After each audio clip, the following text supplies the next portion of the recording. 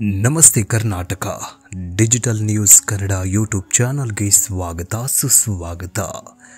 ವಿಶ್ವ ಯುದ್ಧ, ಜ್ವಾಲಾಮುಖಿ ಸ್ಫೋಟ, 4 ತಿಂಗಳ ಬಳಿಕ ಜಗತ್ತಿಗೆ ದೊಡ್ಡ ವಿಪತ್ತುಗಳು ಬರಲಿವೆ. ಇದು ಕಣ್ಣಿಲ್ಲದ ಕುರುಡು ಮಹಿಳೆ ಬರೆದಿಟ್ಟ ಕಾಲಜ್ಞಾನ ಭವಿಷ್ಯವಾಣಿ. ಕಣ್ಣಿಲ್ಲದ ಕುರುಡು ಮಹಿಳೆ ಬಾಬಾ ವಾಂಗ 2025 ವರ್ಷ ಭಾರೀ ಗಂಡಾಂತರದೊಂದಿಗೆ ಅಂತ್ಯವಾಗಲಿದೆ ಅಂತ ತನ್ನ ಭವಿಷ್ಯವಾಣಿ ಕಾಲಜ್ಞಾನ ಪುಸ್ತಕದಲ್ಲಿ ಬರೆದಿಟ್ಟಿದ್ದಾಳೆ. ಅದರಲ್ಲೂ ಮುಂದಿನ 4 ತಿಂಗಳು ಭಾರತ ಸೇರಿದಂತೆ ವಿಶ್ವಕ್ಕೆ ಕಂಟಕ ಅಂತ ಭವಿಷ್ಯವಾಣಿಯನ್ನು ನುಡಿದಿದ್ದಾಳೆ. ಹಾಗಾದರೆ ಪಾಶ್ಚಿಮಾತ್ಯರು ಭಾರತವನ್ನ ನೋಡಿ ನಗ್ತಾ ಇದ್ದಂತಹ ಸಂದರ್ಭ ಈಗ ಭವಿಷ್ಯವಾಣಿಗಳನ್ನು ನಂಬುವಂತಹ ಪರಿಸ್ಥಿತಿಗೆ ಬಂದಿದ್ದಾದರೂ ಯಾಕೆ?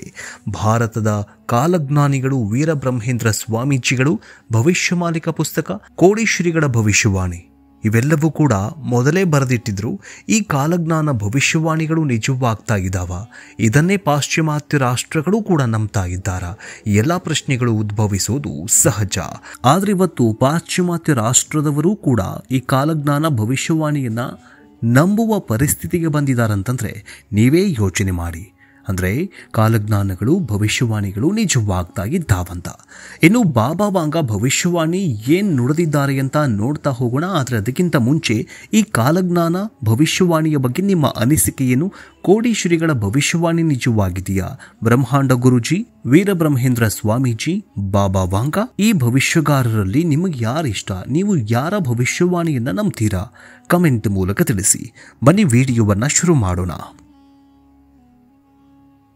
ಜ್ವಾಲಾಮುಖಿ ಸ್ಫೋಟ, ವಿಪತ್ತು ಮತ್ತು ಯುದ್ಧ. 4 ತಿಂಗಳಲ್ಲೇ ವಿಶ್ವ ಯುದ್ಧ ಶುರುವಾಗುತ್ತಾ? ಬಾಬಾ ವಾಂಗ ಭವಿಷ್ಯವಾಣಿಗಳು ನಿಜವಾಗುತ್ತಾ?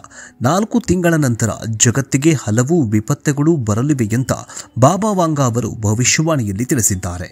ಇದು ಮುಂಬರುವ ವಿಶ್ವ ಯುದ್ಧ, ಜ್ವಾಲಾಮುಖಿ ಸ್ಫೋಟಗಳು ಸೇರಿದಂತೆ ಹಲವು ಆತಂಕಕಾರಿ ವಿಚಾರಗಳನ್ನು ಒಳಗೊಂಡಿದೆ. ಇದು 2026ರ ನಂತರ ಜಗತ್ತಿನ ಬಹುತೇಕ ಭಾಗಗಳ ಮೇಲೆ ಪ್ರಭಾವ ಬೀರುವ ಆತಂಕಕಾರಿ ನೈಸರ್ಗಿಕ ವಿಕೋಪಗಳ ಮುನ್ಸೂಚನೆಯಾಗಿ ಇದೆ ಅಂತ ಹೇಳಲಾಗ್ತಾಗಿದೆ. ಹೌದು, ಜಾಗತಿಕ ಉದ್ವಿಗ್ನತೆ ಹೆಚ್ಚಾಗ್ತಾ ಇರುವ ಹಿನ್ನೆಲೆಯಲ್ಲಿ 3ನೇ ಮಹಾಯುದ್ಧದ ಸಾಧ್ಯತೆ ಇದೆ ಅಂತ ಬಾಬಾ ವಾಂಗ ಅವರು ಭವಿಷ್ಯವಾಣಿಯಲ್ಲಿ ನುಡಿದಿದ್ದಾರೆ. ಕೃತಕ ಬುದ್ಧಿಮತ್ತೆ ಅಂದ್ರೆ AI ಪ್ರಾಬಲ್ಯ ಮತ್ತು ಅನ್ಯಗ್ರಹ ಜೀವಿಗಳ ಸಂಪರ್ಕ ಸಾಧ್ಯತೆ ಬಗ್ಗೆಯೂ ಕೂಡ ಭವಿಷ್ಯವಾಣಿಯನ್ನು ನುಡಿದಿದ್ದಾರೆ.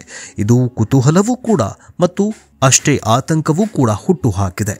ಬಾಲ್ಕನ್ಸ್ನ ನಸ್ಟ್ರಡಾಮಸ್ ಎಂದೇ ಪ್ರಖ್ಯಾತಿ ಪಡೆದಿದ್ದ ಬಲ್ಗೇರಿಯಾದ ಪ್ರಸಿದ್ಧ ಅತೀಂದ್ರಿಯ ಪ್ರವಾದಿನಿ ಬಾಬಾ ವಾಂಗ ಅಂದರೆ ಕಣ್ಣು ಇಲ್ಲದ ಕುರುಡು ಮಹಿಳೆ ತಮ್ಮ ನಿಖರ ಭವಿಷ್ಯವಾಣಿಗಳಿಂದ ಜಗತ್ತಿನ ಗಮನ ಸೆಳೆದಿದ್ದಾರೆ. 1996ರಲ್ಲಿ ಅವರು ನಿಧನರಾಗಿದ್ದರೂ ಕೂಡ ಅವರ ಭವಿಷ್ಯವಾಣಿಗಳು ಇಂದಿಗೂ ಕೂಡ ಜಗತ್ತಿನ ಗಮನ ಸೆಳೀತಾಗಿದ್ದಾವೆ. 2026ರ ಬಾಬಾ ವಾಂಗ ಭವಿಷ್ಯವಾಣಿಗಳು ವಿನಾಶಕಾರಿ ನೈಸರ್ಗಿಕ ವಿಕೋಪಗಳು ಹಾಗೂ ಜಾಗತಿಕ ಯುದ್ಧದ ಭೀತಿಯ ಮೂಡಿಸ್ತಾಗಿದೆ. ಕೃತಕ ಬುದ್ಧಿಮತ್ತೆ ಅಂದ್ರೆ AI ತಂತ್ರಜ್ಞಾನ ಮುಂದಿನ ದಿನಗಳಲ್ಲಿ ಇಡೀ ಜಗತ್ತನ್ನೇ ಆಳುತ್ತದೆ. ಅಂದ್ರೆ AI ತಂತ್ರಜ್ಞಾನ, AI ಬುದ್ಧಿಮತ್ತೆಗೆ ಮನುಷ್ಯನಿಗೆ ಮಾರಕವಾಗತ್ತೆ ಅನ್ನುವಂತಹ ಭವಿಷ್ಯವಾಣಿಯನ್ನು ನುಡಿದಿದ್ದಾರೆ. ಇಷ್ಟೇ ಅಲ್ಲದೆ ಅನ್ಯಗ್ರಹ ಜೀವಿಗಳೊಂದಿಗೆ ಮನುಷ್ಯ ಸಂಪರ್ಕ ಸಾಧಿಸ್ತಾನೆ. ಇದು ಅಪಾಯಕಾರಿಯೂ ಹೌದು, ಇದು ಒಳ್ಳೆಯದು ಕೂಡ ಹೌದು. ಅನ್ಯಗ್ರಹ ಜೀವಿಗಳೊಂದಿಗೆ ಸಂಪರ್ಕ ಸಾಧಿಸಿದ ನಂತರ ಮನುಷ್ಯ ಸಂಜೀವಿನಿ ಅಂದ್ರೆ ಚಿರಂಜೀವಿಯಾಗ್ತಾನೆ ಅನ್ನುವಂತಹ ಭವಿಷ್ಯವಾಣಿಯನ್ನು ಕೂಡ ನುಡಿದಿದ್ದಾರೆ. ಇನ್ನು ಜ್ವಾಲಾಮುಖಿ ಸ್ಫೋಟ, ಇನ್ನು 2025-26ರ ಅತ್ಯಂತ ಪ್ರಭಾವಶಾಲಿ ಭವಿಷ್ಯವಾಣಿಗಳಲ್ಲಿ ಬಾಬಾ ವಾಂಗ ಅವರ ಭವಿಷ್ಯವಾಣಿ ತುಂಬಾ ಕಟುವಾಗಿದೆ. ಈ ವರ್ಷ ಅಂದರೆ ಮುಂದಿನ 4 ತಿಂಗಳವರೆಗೆ ಪ್ರಮುಖವಾಗಿ ಭೂಕಂಪ, ಜ್ವಾಲಾಮುಖಿ ಸ್ಫೋಟ, ಸುನಾಮಿ, ತೀವ್ರ ಹವಾಮಾನ ಬದಲಾವಣೆ ಜೊತೆಗೆ ಭೂಮಿಯ 7-8% ಭೂಪ್ರದೇಶದ ಮೇಲೆ ಪರಿಣಾಮ ಬೀರುವ ಸಾಧ್ಯತೆ ಇದೆ ಅಂತ ಭವಿಷ್ಯವಾಣಿಯನ್ನು ನುಡಿದಿದ್ದಾರೆ. ಈ ವಿಪತ್ತುಗಳು ಜಗತ್ತಿನಾದ್ಯಂತ ಜೀವಿಗಳು, ಮೂಲ ಸೌಕರ್ಯ ಮತ್ತು ಪರಿಸರ ವ್ಯವಸ್ಥೆಗಳಿಗೆ ಅಪಾಯವನ್ನು ಉಂಟು ಮಾಡಬಹುದು. ಅವರು ನಿರ್ದಿಷ್ಟ ಸ್ಥಳಗಳನ್ನು ಹೆಸರಿಸದೇ ಇದ್ರೂ ಕೂಡ ಇತ್ತೀಚಿನ ವರ್ಷಗಳಲ್ಲಿ ಪರಿಸರ ವಿಪತ್ತುಗಳ ಎಚ್ಚರಿಕೆಯನ್ನ ನೀಡುತ್ತಾಗಿದೆ. ಇವೆಲ್ಲವೂ ಕೂಡ ಮುಂದೆ ಆಗತ್ತೆ ಅನ್ನುವಂತಹ ಭವಿಷ್ಯವಾಣಿ ನಿಜವಾಗ್ತಾಗಿದೆಯಾ ಅನ್ನುವಂತಹ ಪ್ರಶ್ನೆ ಮೂಡ್ತಾಗಿದೆ. ಇನ್ನು ಭವಿಷ್ಯವಾಣಿ ಅಂದರೆ ಬಾಬಾ ವಾಂಗ ಭವಿಷ್ಯವಾಣಿ ನಿಜವಾಗಿದೆಯಾದರೆ 2025ರ ವೇಳೆಗೆ ಯುರೋಪ್ ದಾಖಲೆಯ ಉಷ್ಣತೆ ಕೆನಡಾ ಮತ್ತು ಆಸ್ಟ್ರೇಲಿಯಾದಲ್ಲಿ ಕಾಡ್ಗಿಚ್ಚು ಮತ್ತು ಪೆಸಿಫಿಕ್ ರಿಂಗ್ ಆಫ್ ಫೈರ್ ಬಳಿ ಹೆಚ್ಚಿದ ಭೂಕಂಪನ ಚಟುವಟಿಕೆಯನ್ನ ಕಾಣಲಿದೆ ಅಂತ ತಜ್ಞರು ಮುನ್ಸೂಚನೆಯನ್ನ ನೀಡಿದ್ದಾರೆ.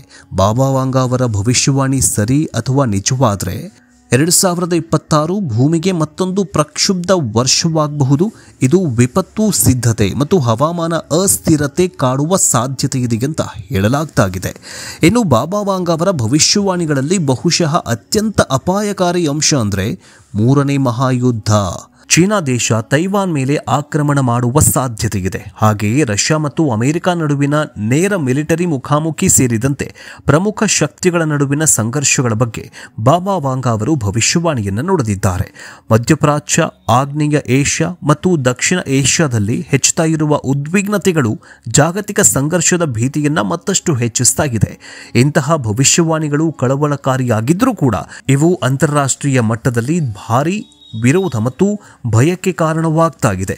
ಸಪೋಸ್ 3ನೇ ಮಹಾಯುದ್ಧ ನಡೆದಿದೆಯಾದರೆ ಇಡೀ ವಿಶ್ವ 50 ವರ್ಷ ಹಿಂದೆ ಹೋಗುವ ಸಾಧ್ಯತೆ ಇರುತ್ತೆ. ಕಾರಣ ಈಗಾಗಲೇ ತೈಲ ಬೆಲೆ ಶುರುವಾಗಿದೆ, ಆರ್ಥಿಕ ಬಿಕ್ಕಟ್ಟು ಶುರುವಾಗಿದೆ. ಈಗಾಗಲೇ ಕೊರೋನಾ ಬಂದು ದೊಡ್ಡ ಸುನಾಮಿ ಅಂದರೆ ಸಾವಿನ ಸುನಾಮಿಯನ್ನು ಎಬ್ಬಿಸಿತ್ತು. ಈಗ ಕೊರೋನಾ ಹೋಗಿದೆ. ಕೊರೋನಾದಿಂದ ಚೇತರಿಸಿಕೊಳ್ತಾ ಇರುವಂತಹ ಸಂದರ್ಭದಲ್ಲಿಯೇ ಮುಂದಿನ 3-4 ವರ್ಷಗಳಲ್ಲಿ ಸಪೋಸ್ ಏನಾದರೂ 3ನೇ ಮಹಾಯುದ್ಧ ಆಗಿದ್ದೆಯಾದಲ್ಲಿ ಕೊರೋನಾಗಿಂತಲೂ ಭೀಕರ ಪರಿಸ್ಥಿತಿ ನಿರ್ಮಾಣವಾಗಲಿದೆ. ಇಡೀ ವಿಶ್ವ ಮತ್ತೆ 50 ವರ್ಷ ಹಿಂದೆ ಸಾಗಲಿದೆ ಅನ್ನುವಂತಹ ಅನುಮಾನಗಳು ಕಾಡ್ತಾ ಇದ್ದಾವೆ. ಅದೇನೇ ಆಗಲಿ ಬಾಬಾ ವಾಂಗ ಅವರು ಭವಿಷ್ಯವಾಣಿಗಳು ನಿಜವಾಗ್ತಾ ಇದ್ದಾವೆ. ಒಂದು ಕಡೆ ಇನ್ನೇನು 4 ತಿಂಗಳಲ್ಲಿ 2025 ವರ್ಷ ಮುಕ್ತಾಯಗೊಳ್ಳಲಿದೆ. ಅದು 2011 ಮಾರ್ಚ್ 11 ಶಾಂತವಾಗಿದ್ದಂತಹ ಪೆಸಿಫಿಕ್ ಸಾಗರದಲ್ಲಿ ದೊಡ್ಡ ತಳಮಳ ಮತ್ತು ಭೂಕಂಪ ಸಂಭವಿಸುತ್ತೆ. ಅಂದು ಭೂಕಂಪ ಸಂಭವಿಸಿದ್ದು ಎಷ್ಟು ಪ್ರಮಾಣದಲ್ಲಿ ಗೊತ್ತಾ? 9ಕ್ಕಿಂತ ಹೆಚ್ಚು ಪ್ರಮಾಣದಲ್ಲಿ ಭೂಕಂಪ ಸಂಭವಿಸಿತ್ತು. ಭೂಕಂಪನದ ಕೇಂದ್ರ ಬಿಂದು ಜಪಾನ್ ಆಗಿದ್ದರಿಂದ 72 ಕಿಲೋಮೀಟರ್ ದೂರದಲ್ಲಿ ಪೆಸಿಫಿಕ್ನ ಆಳದಲ್ಲಿ ದೊಡ್ಡ ಭೂಕಂಪ ಸಂಭವಿಸುತ್ತೆ. ಜೊತೆಗೆ ಸುನಾಮಿಯೂ ಕೂಡ ಏಳುತ್ತೆ. ಹೀಗಾಗಿ ಜಪಾನ್ನ ಪೂರ್ವ ಕರಾವಳಿ ತೀರದ ಉದ್ದಕ್ಕೂ ಅಷ್ಟಾದರೂ ಪ್ರಕೃತಿಯ ಹೊಡೆತವನ್ನ ತಾಳಲಾರದೆ ಮತ್ತು ತಡೆಯೋದಕ್ಕೆ ಯಾರಿಂದಲೂ ಕೂಡ ಸಾಧ್ಯವಾಗುತ್ತೆ ಹೇಳಿ. ಅದನ್ನು ಸ್ವಲ್ಪ ಮಟ್ಟಿಗೆ ತಪ್ಪಿಸಿಕೊಳ್ಳಬಹುದೇನೋ, ಆದರೆ ತಡ್ಕೊಳ್ಳೋದಕ್ಕಂತೂ ಸಾಧ್ಯವೇ ಇಲ್ಲ. ಪೆಸಿಫಿಕ್ ಸಾಗರದಲ್ಲಿ ಎದ್ದ ಆಳೆತ್ತರದ ಅಲೆಗಳು ಜಪಾನನ್ನ ಬಂದಪ್ಪಳಿಸಿ ದೊಡ್ಡ ಹಾನಿಯನ್ನ ಮಾಡಿತು. 1,97,000ಕ್ಕೂ ಹೆಚ್ಚು ಜನರು ಸಾವಿಗೀಡಾಗಿದ್ರು. ಇನ್ನು 2004ರಲ್ಲಿ ಇಂಡೋನೇಷ್ಯಾ ಮತ್ತು ಶ್ರೀಲಂಕಾ, ಭಾರತದಲ್ಲಿ ಉಂಟಾಗಿದ್ದ ಸುನಾಮಿಯನ್ನು ಕಂಡಿದ್ದ ಜಗತ್ತು ಈ ಸುನಾಮಿಗೆ ಜಪಾನ್ ಉಳಿಯೋದೇ ಇಲ್ಲ ಅಂತ ಹೇಳಲಾಗ್ತಾಗಿತ್ತು. ಆದರೆ ಜಪಾನ್ ಸಾಕಷ್ಟು ಮುನ್ನೆಚ್ಚರಿಕೆ ಕ್ರಮಗಳನ್ನು ಕೈಗೊಂಡಿತ್ತು. ಹೀಗಾಗಿ ಅಲ್ಲಿ ಸಾವು ನೋವಿನ ಪ್ರಮಾಣ ಸಾಕಷ್ಟು ಪ್ರಮಾಣದಲ್ಲಿ ಕಡಿಮೆಯಾಯಿತು. ಇನ್ನು ಸುನಾಮಿಯ ಬಗ್ಗೆ ಜಪಾನ್ಗೆ 12 ವರ್ಷಗಳ ಮುಂಚೆಯೇ ಗೊತ್ತಿತ್ತು ಅಂತ ಹೇಳ್ತಾರೆ. ಯಾಕಂದ್ರೆ 2011ರಲ್ಲಿ ಭೂಕಂಪ ಉಂಟಾಗತ್ತೆ, ಸುನಾಮಿ ಬರತ್ತೆ ಎನ್ನುವುದನ್ನು ಜಪಾನ್ನ ಕಾಲಜ್ಞಾನಿಯೊಬ್ಬರು ಮೊದಲೇ ಹೇಳಿದ್ರಂತೆ. 1999ರವರೆಗೂ ಹೇಳಿದ ಎಲ್ಲ ಭವಿಷ್ಯವಾಣಿಗಳು ನಿಜಾನೇ ಆಗಿತ್ತು. ಹೀಗಾಗಿ ಜಪಾನ್ ಈ ಸುನಾಮಿಯ ಎಚ್ಚರಿಕೆಯ ಬಗ್ಗೆ ಸ್ವಲ್ಪ ಸೀರಿಯಸ್ ಆಗಿ ತೆಗೆದುಕೊಂಡಿತ್ತು. ಸಣ್ಣ ಪ್ರಮಾಣದ ಎಚ್ಚರಿಕೆ ಸಾಕಷ್ಟು ಜನರ ಪ್ರಾಣ ಉಳಿಸಿತು. ಇಲ್ಲಿ ಈಕೆ ಹೇಳಿದ್ದ ಭವಿಷ್ಯವಾಣಿಗಳ ಕಥೆಗಳನ್ನ ನೋಡೋದಕ್ಕಿಂತ ಮುಂಚೆ 2025ರ ಬಗ್ಗೆ ಒಂದು ಪ್ರಿಡಿಕ್ಷನ್ ಅನ್ನ ಕೊಟ್ಟಿದ್ದಾರೆ. ಅದನ್ನ ಕೇಳಿದ್ರೆ ಸಮುದ್ರ ತೀರದ ಜನರ ಎದೆ ಜಲ್ಲನದೇ ಇರೋದಿಲ್ಲ. ಯಾಕಂದ್ರೆ 2025ರಲ್ಲಿ 2011 ಕಂಡಿದ್ದ ಅತಿದೊಡ್ಡ ಸುನಾಮಿ 3 ಪಟ್ಟು ದೊಡ್ಡ ಸುನಾಮಿ ಎದುರಾಗತ್ತೆ ಎನ್ನು ಮಾತುಗಳನ್ನ ಆಕೆ ಹೇಳಿದ್ದಾರೆ. ಹೀಗಾಗಿ ಜಪಾನ್ನ ಈಗಾಗಲೇ ತಲೆ ಕೆಡಿಸಿಕೊಳ್ತಾ ಇದೆ. ಇಲ್ಲಿ ಹೀಗೊಂದು ಭಯಾನಕ ಭವಿಷ್ಯವನ್ನ ಹೇಳ್ತಾ ಇರೋದು ಮತ್ಯಾರೂ ಅಲ್ಲ, ಬಾಬಾ ವಾಂಗ.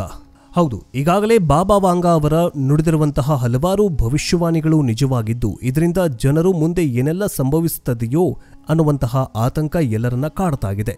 ಈ ನಡುವೆ ಅವರ ಮತ್ತೊಂದು ಆಘಾತಕಾರಿ ಭವಿಷ್ಯವಾಣಿ ಸದ್ದು ಮಾಡ್ತಾಗಿದೆ. ಬಾಬಾ ವಾಂಗ ಅವರ ಪ್ರಕಾರ 2170ರಲ್ಲಿ ಇಡೀ ವಿಶ್ವವು ಭೀಕರ ಬರಗಾಲವನ್ನ ಎದುರಿಸುತ್ತೆ. ಈ ಭೂಮಿಯ ಮೇಲೆ ನೀರಿನ ತೀವ್ರತೆ ಅಭಾವ ಉಂಟಾಗತ್ತೆ. ಭೂಮಿಯ ಮೇಲೆ ನೀರಿನ ತೀವ್ರ ಅಭಾವ ಉಂಟಾಗಿ ನದಿ, ಕೆರೆ ಸೇರಿದಂತೆ ಎಲ್ಲ ಜಲಮೂಲಗಳು ಸಂಪೂರ್ಣವಾಗಿ ಬತ್ತಿ ಹೋಗುತ್ತವೆ. ಈ ದುರಂತ ಕೇವಲ ಕುಡಿಯುವ ನೀರಿನ ಸಮಸ್ಯೆಗೆ ಸೀಮಿತವಾಗದೆ ಕೃಷಿ ಚಟುವಟಿಕೆಗಳಿಗೂ ಮಾರಕವಾಗಲಿದೆ. ಕೃಷಿ ಇಲ್ಲದ ಕಾರಣ ಆಹಾರದ ತೀವ್ರ ಕೊರತೆ ಉಂಟಾಗಿ ಕೋಟ್ಯಾಂತರ ಜನರು ಹಸಿವು ಮತ್ತು ಬಾಯಾರಿಕೆಯಿಂದ ಸಾವನ್ನಪ್ಪಲಿದ್ದಾರೆ ಅಂತ ಆಘಾತಕಾರಿ ಭವಿಷ್ಯವಾಣಿಯನ್ನು ನುಡಿದಿದ್ದಾರೆ. ಬಾಬಾ ವಾಂಗ್ ಅವರ ಭವಿಷ್ಯವಾಣಿಯು ನೈಸರ್ಗಿಕ ಕಾರಣಗಳಿಂದ ಸಂಭವಿಸುವುದಿಲ್ಲ, ಮಾನವನಿಂದ ಆಗುವ ಹಲವಾರು ಹವಾಮಾನ ಬದಲಾವಣೆ ಮತ್ತು ನೈಸರ್ಗಿಕ ಸಂಪನ್ಮೂಲಗಳ ಮಿತಿಮೀರಿದ ಬಳಕೆಗೆ ಇದಕ್ಕೆ ಪ್ರಮುಖ ಕಾರಣ ಆಗಲಿದೆ ಅಂತ ಎಚ್ಚರಿಕೆಯನ್ನ ನೀಡಿದ್ದಾರೆ. ಹವಾಮಾನ ತಜ್ಞರು ಸಹ ಈಗಾಗಲೇ ಭೂಮಿಯ ತಾಪಮಾನವನ್ನು ನಿಯಂತ್ರಿಸ್ತಾ ಇದ್ರೆ ಮುಂದಿನ 100 ವರ್ಷಗಳಲ್ಲಿ ಪರಿಸ್ಥಿತಿ ಕೈಮೀರಿ ಹೋಗುವ ಸಾಧ್ಯತೆ ಇದೆ ಅಂತ ಕಳವಳ ವ್ಯಕ್ತಪಡಿಸಿದ್ದಾರೆ ವಿಜ್ಞಾನಿಗಳು. ಇನ್ನು ಈ ಹಿನ್ನೆಲೆ ಬಾಬಾ ವಾಂಗ್ ಅವರ ಭವಿಷ್ಯವಾಣಿಯೂ ಕೂಡ ವಿಜ್ಞಾನಿಗಳ ಮಾತಿಗೆ ಪುಷ್ಟಿ ನೀಡುವಂತಾಗಿದೆ. ಆದರೆ ವಿಜ್ಞಾನವು ಬಾಬಾ ವಾಂಗ್ ಅವರ ಈ ಭವಿಷ್ಯವಾಣಿಯನ್ನು ಸಂಪೂರ್ಣವಾಗಿ ಒಪ್ಪುತ್ತೋ ಅಥವಾ ಬಾಬಾ ವಾಂಗ್ ಅವರ ಭವಿಷ್ಯವಾಣಿಗಳು ನಿಗೂಢವಾಗಿದ್ದಾವೋ? ಆದರೂ ವೈಜ್ಞಾನಿಕವಾಗಿ ಕಂಡುಬರ್ತಾ ಇರುವ ಹವಾಮಾನ ಬದಲಾವಣೆ ಗಂಭೀರ ಲಕ್ಷಣಗಳನ್ನು ಅಲ್ಲಗಳೆಯುವಂತಿಲ್ಲ. ಹವಾಮಾನ ಬದಲಾವಣೆ ಕುರಿತು ಈಗಾಗಲೇ ಜಾಗತಿಕ ತಾಪಮಾನದ ಬಗ್ಗೆಯೂ ಕೂಡ ನಿಯಂತ್ರಿಸುವಲ್ಲಿ 2100ರ ವೇಳೆಗೆ ವಿಶ್ವದ 40% ಜನಸಂಖ್ಯೆಯು ತೀವ್ರ ನೀರಿನ ಬಿಕ್ಕಟ್ಟನ್ನ ಎದುರಿಸಲಿದೆ ಅಂತ ಹೇಳಲಾಗುತ್ತಿದೆ. ಇನ್ನು 2025ಕ್ಕೆ ಹಲವಾರು ಭವಿಷ್ಯವಾಣಿಗಳನ್ನ ನುಡಿದಿದ್ದಾರೆ ಬಾಬಾ ವಾಂಗ್. ಪ್ರಮುಖ ಭೂಕಂಪಗಳು ತೀವ್ರ ಹಾನಿಯನ್ನ ಉಂಟು ಮಾಡಬಹುದು ಅಂತ ಹೇಳಲಾಗಿದೆ. ಅವರು ಹೇಳಿದಂತೆ ಇತ್ತೀಚೆಗೆ ಮ್ಯಾನ್ಮಾರ್ ಮತ್ತು ಥೈಲ್ಯಾಂಡ್ನಲ್ಲಿ ದೊಡ್ಡ ಭೂಕಂಪ ಸಂಭವಿಸಿತ್ತು. ಮಾರ್ಚ್ 28ರಂದು ಮ್ಯಾನ್ಮಾರ್ನಲ್ಲಿ 7.7ರ ತೀವ್ರತೆಯ ಭೂಕಂಪ ಸಂಭವಿಸಿ 2700ಕ್ಕೂ ಹೆಚ್ಚು ಜನರು ಸಾವಿಗೀಡಾಗಿದ್ರು. ಈ ವರ್ಷ ಭೂಕಂಪಗಳ ಜೊತೆಗೆ ಆರ್ಥಿಕ ವಿಪತ್ತು ಕೂಡ ಉಂಟಾಗತ್ತೆ ಅಂತ ಬಾಬಾ ವಾಂಗ್ ಭವಿಷ್ಯವಾಣಿಯನ್ನು ನುಡಿದಿದ್ರು. ಆದರೆ ಈ 4 ತಿಂಗಳಲ್ಲಿ ಅನೇಕ ಪ್ರಕ್ಷುಬ್ಧತೆಗಳು, ಹೊಸ ವೈರಸ್ಸು, ಹೊಸ ನೈಸರ್ಗಿಕ ವಿಕೋಪಗಳು, ಸುನಾಮಿ, ಭೂಕಂಪ ತಾಂಡವವಾಡಲಿದೆ ಅಂತ ಭವಿಷ್ಯವಾಣಿಗಳು ಹೇಳ್ತಾ ಇದ್ದಾವೆ. ನಿಮಗೇನನ್ಸುತ್ತೆ? ಕಮೆಂಟ್ ಮೂಲಕ ತಿಳಿಸಿ. ನೆಕ್ಸ್ಟ್ ಎಪಿಸೋಡ್ನೊಂದಿಗೆ ಭೇಟಿಯಾಗೋಣ. ಜೈ ಹಿಂದ್, ಜೈ ಕರ್ನಾಟಕ.